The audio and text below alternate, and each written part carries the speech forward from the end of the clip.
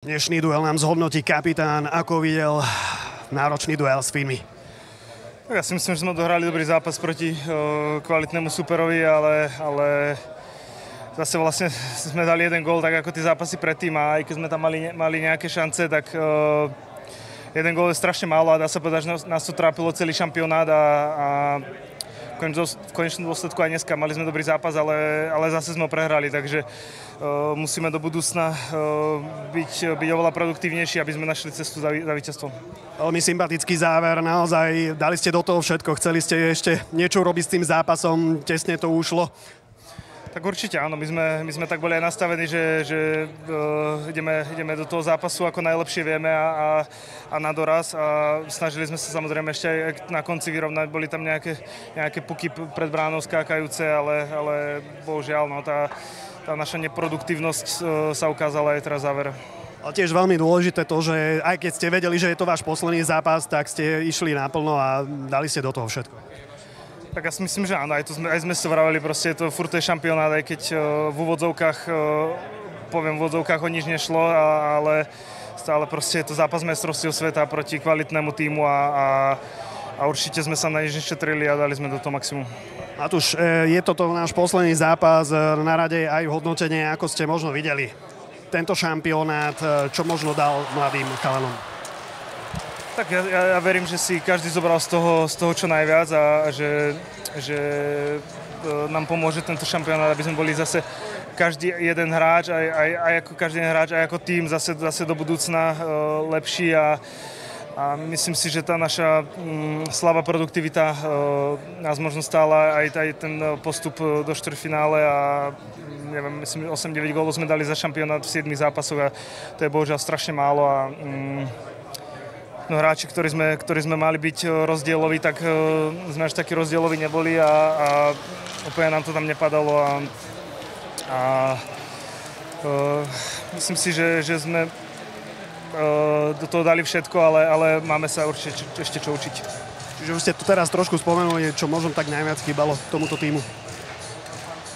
Tak keď sa tak na to pozriem, tak asi je naozaj tie góly a mali sme mladý tím, možno trošku neskúsený, ale to nie je výhovorka, zase mali sme energiu, zase ešte by som možno povedal trošku nevyrovnanosť výkonov. Mali sme zápasy, kedy prvá tretina bola dobrá, dve boli zlé, zase naopak prvá tretina bola horšia a potom sme ten zápas dobiehali, takže určite máme na čom pracovať a tá vyrovnanosť výkonov, nebyť hore, raz dole je si myslím veľmi dôležitá a verím, že si to každý nejak vezmeme. Ďakujeme veľmi pekne. Ďakujeme. Robert, ako ste videli dnešný zápas s Fínmi? Tak ja si myslím, že sme odohrali dobrý zápas. Vedeli sme, že to je náš posledný zápas v sezóne, takže snažili sme sa tam nehať všetko, čo bolo v nás a tlačili sme napokon zase iba jeden gól a nestačilo na výhru, čo je škoda. Vy osobne ste dali 2 góly, žiaľ, jeden neuznali. No neviem, neuznali jeden som dal, áno. A ako ste videli tú situáciu pri tom prvom góle? Bolo to tam pred tým brankárom bránenie? Tak ja som čakal, kým tam bude niekto prebehovať, aby nevidel ten puk. Ja som vystrelil a iba som videl puk v bráne, potom sa rozhodli ísť na video a neuznali gól. Veľmi sympatický záver, že ste to nevzdali, že naozaj ste chceli urobiť ešte niečo s tým zápasom. Samozrejme, tak nikto nechce prehrávať. Jednoducho chceli sme ten zápas a rozlúčiť sa v tom zápase výhrou, ale nemáme sa za čo hambiť, si myslím.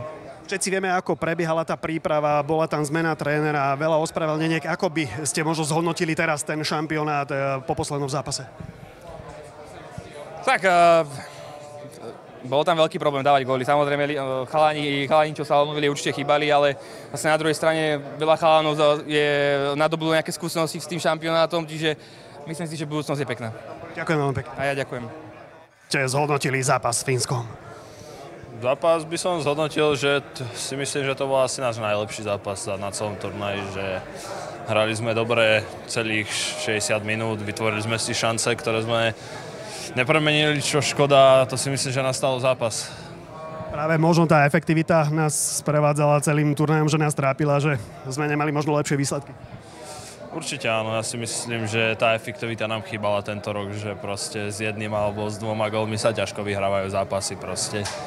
A myslím, že to nám chýbalo v každom zápase. Možno sympatický ten záver, že naozaj ste to chceli strhnúť na svoju stranu, že ste to nevypustili do poslednej sekundy. Tak my už sme nemali čo stratiť v podstate a išli sme si ten zápas užiť a podať čo najlepší výkon, čo sme podali a za tento zápas nám nikto nemôže nič vytknúť, by som povedal. Čo možno, ako zhodnotiť tento turnaj? Vy ste už na 3 majstrovstvách za sebou, ako ste videli možno ten tím, možno čo mu chýbalo?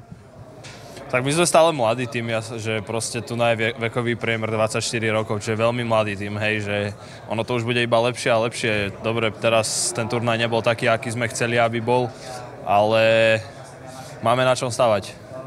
Veľa mladých chalanov, ktorí zažili aj premiéru a tieto ťažké zápasy im asi môžu pomôcť aj do ďalších rokov v kariére. Ako ešte raz bola otázka?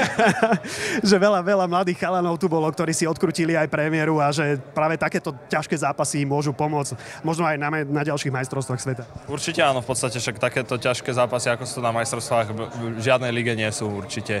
Čiže dobré zápasy na skúsenosti a treba ich iba pretaviť potom do budúcnosti. Ďakujem veľmi pekne.